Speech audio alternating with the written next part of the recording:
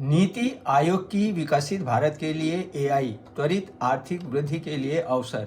AI for विकसित Bharat the opportunity for accelerated economic शीर्षक वाली हालिया रिपोर्ट में आर्टिफिशियल इंटेलिजेंस एआई तकनीक के इस्तेमाल के जरिए एक त्वरित आर्थिक विकास का ढांचा पेश किया गया है। रिपोर्ट के अनुसार यदि भारत को 8% की वार्षिक वृद्धि दर हासिल करनी है तो उसे उत्पादकता बढ़ाने और नवाचार के जरिए नए नए अवसर पैदा करने होंगे।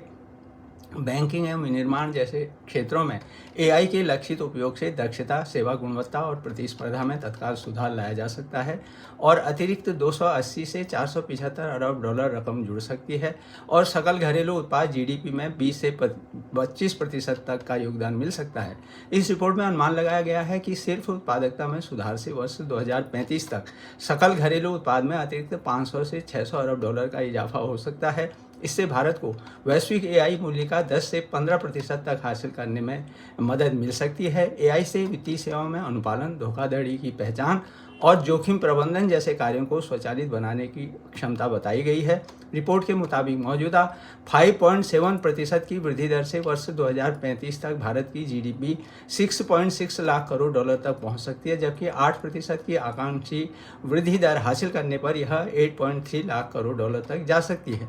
इसी दिशा में सरकार ने 10,000 करोड़ रुपये से अधिक लागत से इंडिया एआई मिशन शुरू किया है। इंडिया एआई मिशन का उद्देश्य डेटा लैब एवं ग्राफिक्स प्रोसेसिंग यूनिट जीपीयू स्थापित करना, भारत के लिए विशिष्ट लार्ज लैंग्वेज मॉडल विकसित करना और राष्ट्रीय कौशल विकास योजना में एआई का समावेश करना शामिल है।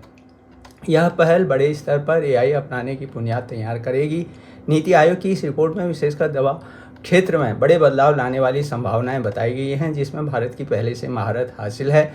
वर्तमान में भारत के दवा बाजार का 80% हिस्सा जो है जेनेरिक दवाओं तक सीमित है, क्योंकि R&D यानी अनुसंधान और विकास पर अधिक खर्च आता है और इसमें समय भी काफ़ी लगता है। मगर एआई के माध्यम से इसमें हमें सहायता मिल सकती है, जिससे भारत जेनेरिक दवाओं के निर्माता से वैश्विक नवाचारकर्ता बन सकता है। इसी तरह सॉफ्टवेयर की मदद से जो है संचालित वाहनों SAV के साथ वाहन क्षेत्र नए बदलाव के लिए तैयार दिख रहा है। लेकिन यहाँ पर वित्त मंत्री निर्मला सीतारमण की नीति आयोग की इस रिपोर्ट की प्रस्तुति के अवसर पर दो चुनौतियों पर भी हमें ध्यान देना होगा। इसमें पहला, तकनीक के इस्तेमाल में तेजी लाने के साथ ही नवाचार की प्रगति बाधित किए बिना नियामकीय ढांचा तैयार करना, रेगुलेटरी। और दूसरी चुनौती मानव पूंजी यानी रोजगार से जुड़ी है। इसलिए भारत को पूरी जवाबदेही के साथ एआई के इस्तेमाल के लक्ष्य के साथ आगे बढ़ना होगा, तभी इस एआई की सार्थकता सुनिश्चित होगी।